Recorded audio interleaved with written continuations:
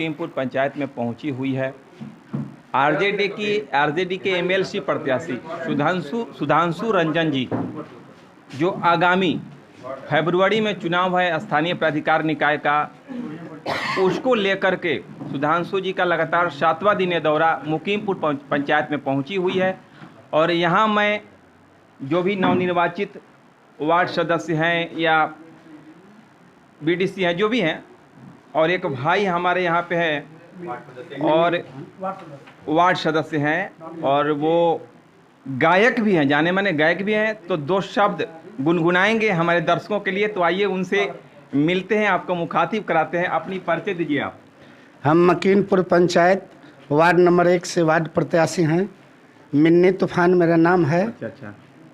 और वैसे आज बड़ी खुशी की बात है कि आप लोग से भेंट हुई। हमारे सुधांशु रंजन भैया, मकीनपुर पंचायत के आन बान शान हमारे मुखिया जी, आदेश है तो समय ऐसा चीज़ है कि कब पलटी मार देगा कोई गारंटी नहीं है। आदमी बुरा ना होला समय बुरा करेला, अब हाँ नीलाभ जसके वक्ते पूरा करेला। देखा जगत के मालिक क्षण में बने नाबालिग, आद शक्ति सीता के रावण हरण करेला। समय ऐसा चीज़ है कि समय बनावेला केहू के सिकंदर, समय बनावेला केहू के सिकंदर। ना केहू राजा हो, ना केहू राजा हो, ना केहू कलंदर, समय बनावेला केहू के सिकंदर। तो समय ऐसा चीज बा, ये जौना खुशी के दौर चल रहा बा, हम भगवान से ऊपर वाला से प्रार्थना करब कि सुधांशु भैया के ये पद हासिल होखो, ये हमारा खुशी मिली।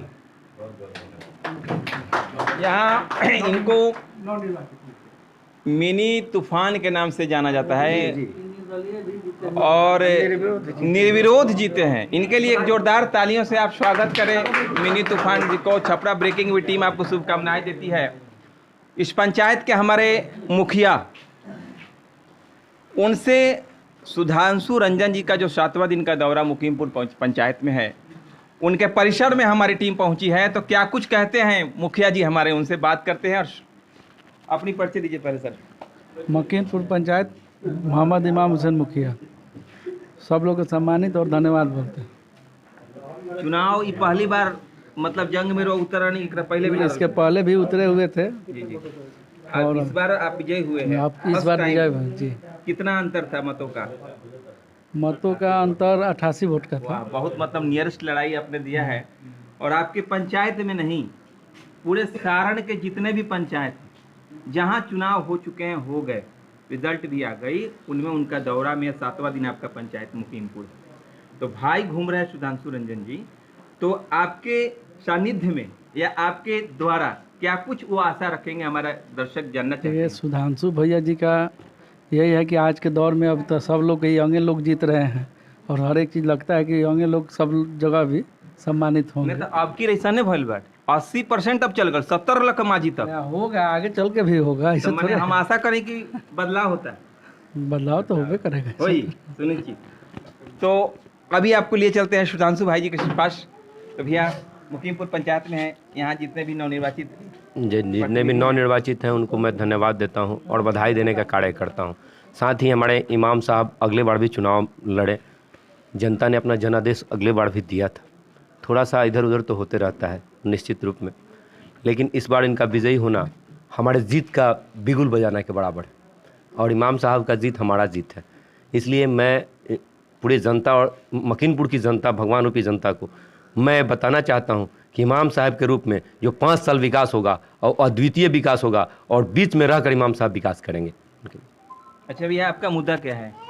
आप मैदान में हैं। जी, मेरा उपलब्धि जो है, मैं अपने 3 एजेंडा पर लगातार कार्य कर रहा हूं। जो एजेंडा मेरा मुख्य रूप से है कि पंचायत प्रतिनिधियों का वेतन, जो वेतन वृद्धि होनी चाहिए और सामान्य कार्य का सम्मान वेतन होना चाहिए, क्योंकि पंचायत प्रतिनिधि 24 घंटा सरकार का कार्य करते हैं और 24 घंटा जो सरकार का कार्य करते हैं और उनको सही वेतन नहीं मिलता है।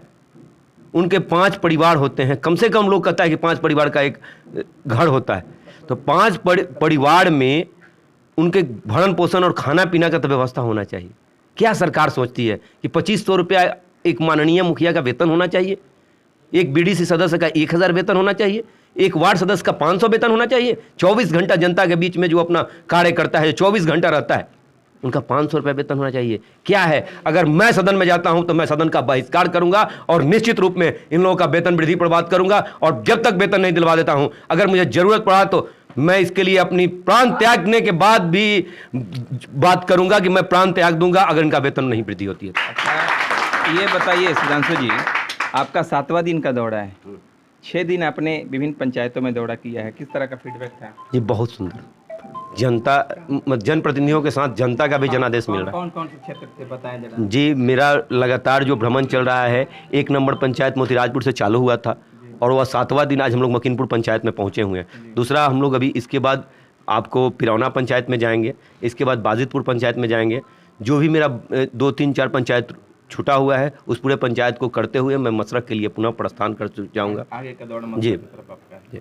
तो आपने अपने मुद्दों को बखूबी रखा, यहाँ की जनता या जो भी जीते हुए नवनिर्वाचित है या पहले से जिन्होंने अपनी सीट को बरकरार रखी है, वो मैसेज आपने दिया। तो अभी मुखिया जी जो मुकीमपुर पंचायत के हैं, 2 शब्द आपके लिए कहे, वो कैसा लगा आपको? ये बहुत सुंदर लगा। मुखिया जी जो बदलाव की लहर है उस पर उन्होंने बोला, अच्छा लगा। मुखिया जी चाहते हैं कि जो ऐसा आदमी हो जो 6 साल मेरे बीच में रहे, मेरे दर्द को समझ सके। ऐसा नहीं कि 6 साल 3 महीना के बाद आए और नया नया लोक लुभावन बात करे, फिर वोट लेकर जाए तो चला जाए। अब उद्योगपतियों का चुनाव नहीं रह गया, अब जनादेश का चुनाव हो गया है।